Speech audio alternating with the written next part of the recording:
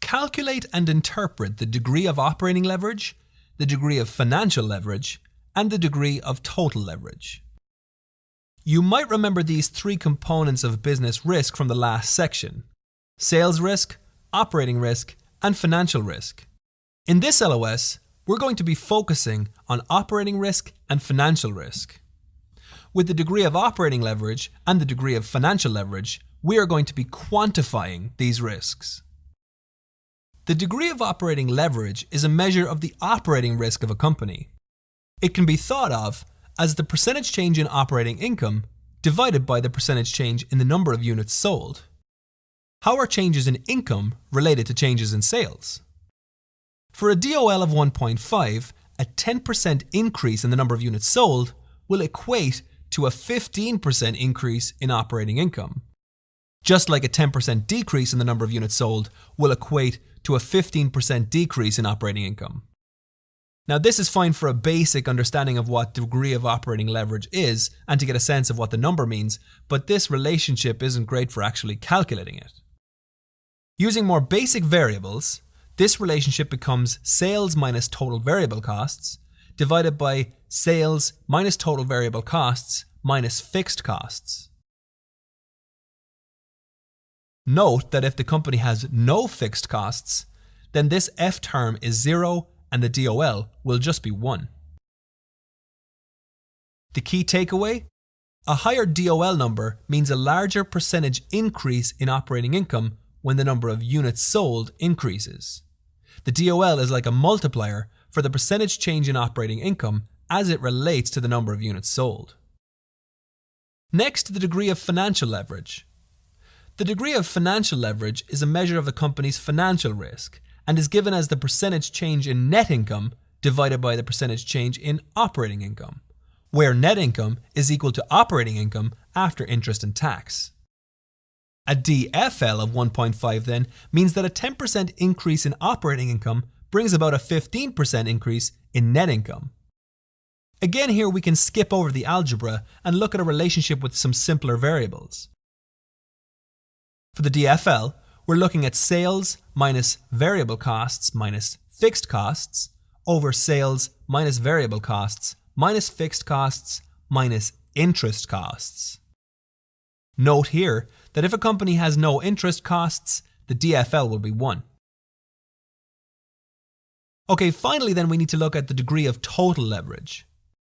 The degree of total leverage is simply the product of the operating and financial leverage metrics we just calculated.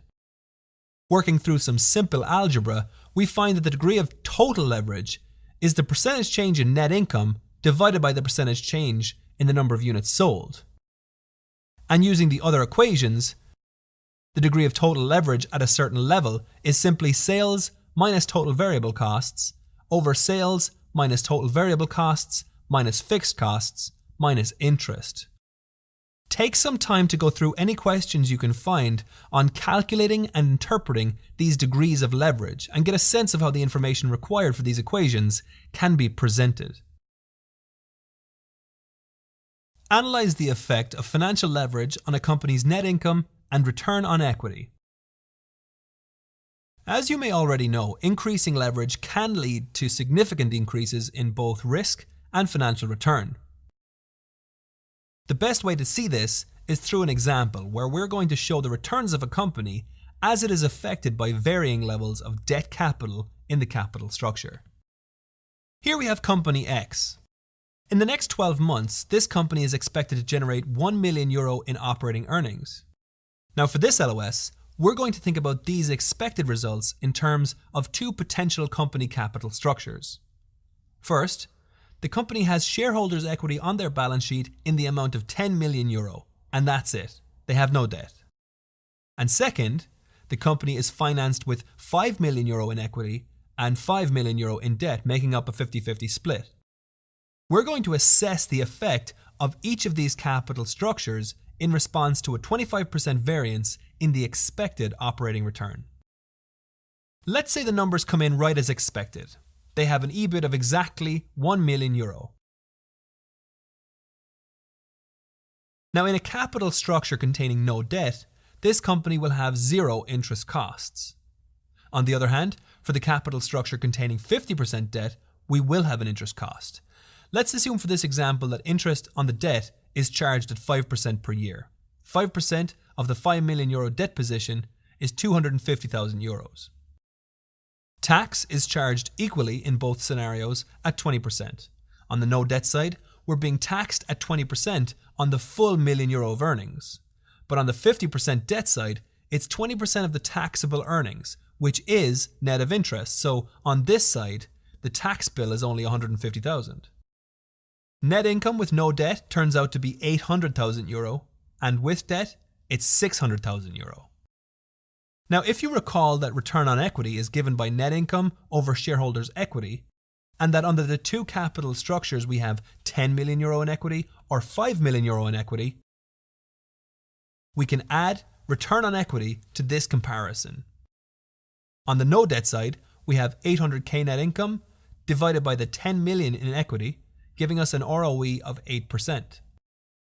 With 50% debt, we have $600K in net income divided by €5 million in equity, so we have an ROE of 12%. What we've done here so far is show that with debt in the structure, the net income amount will come down because of the interest cost, but the return on equity is increased due to the effect of leverage.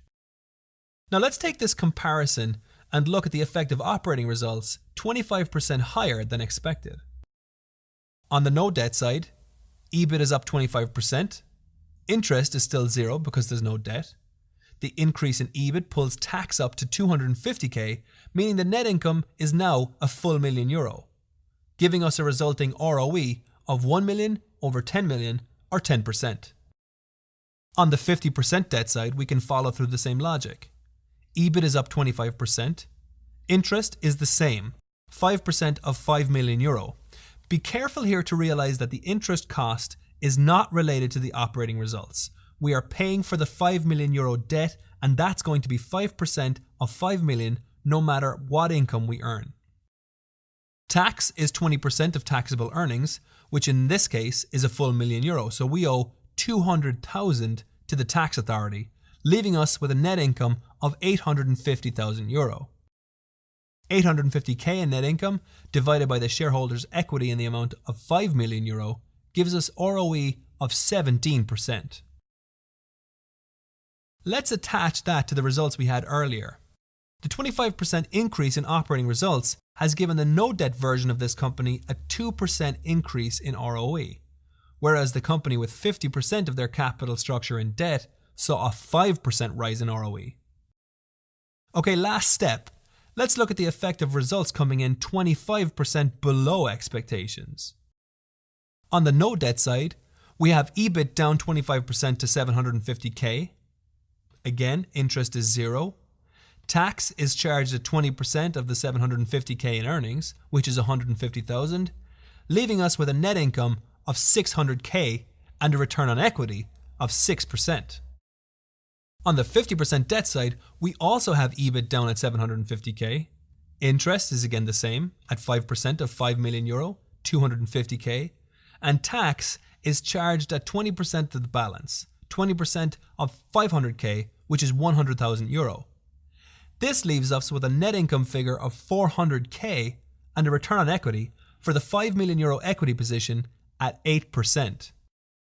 So comparing all of these numbers together, we can get a sense of how return on equity is affected both by changes in operating results and in terms of the effect of financial leverage.